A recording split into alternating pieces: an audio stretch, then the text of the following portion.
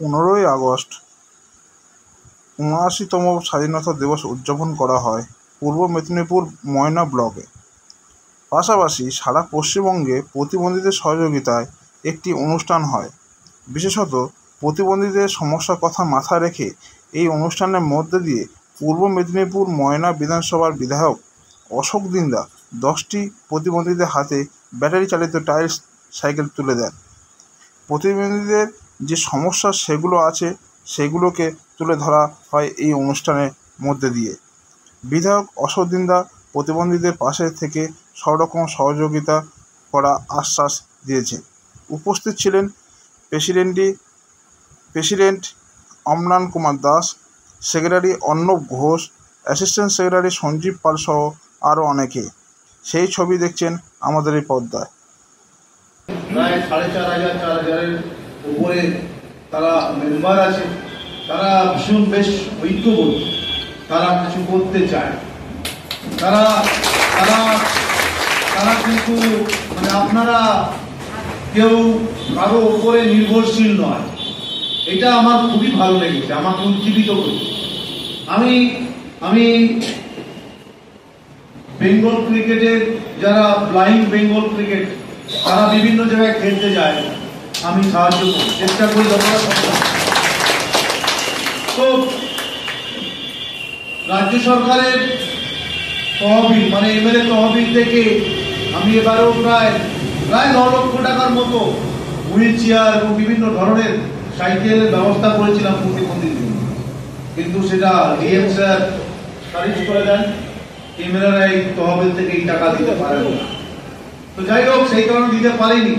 নাহলে ময়নাতে প্রায় 800 জনের মতো নাম ছিল যারা এই সাইকেল এবং গাড়ি ব্যাটারি গাড়িগুলো হয় তারা সেগুলো অবশ্যই পেতেন, কিন্তু আমি সেটা দিতে পারিনি। তার জন্য আমি সবসময় একটু মাথা নিচু করেই থাকি।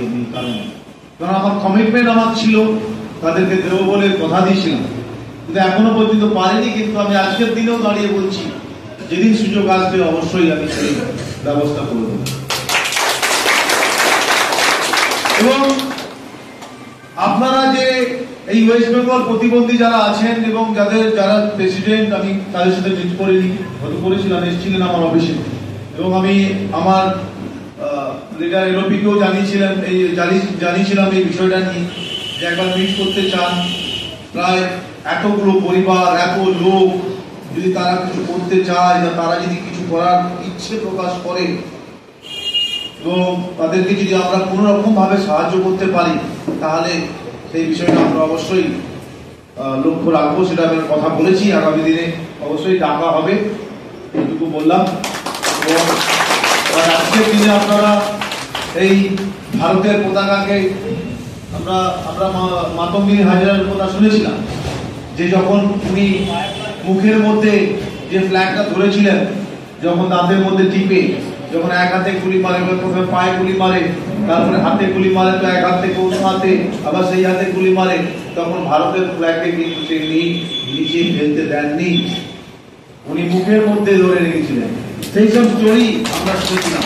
এবং আপনাদেরকে দেখেই আপনাদের যে মানে এত কি বলে বুকের খাঁচা, মেন্টাল স্ট্রং, আপনাদের থেকে অনেক শেখার আছে, অনেক শেখার আছে।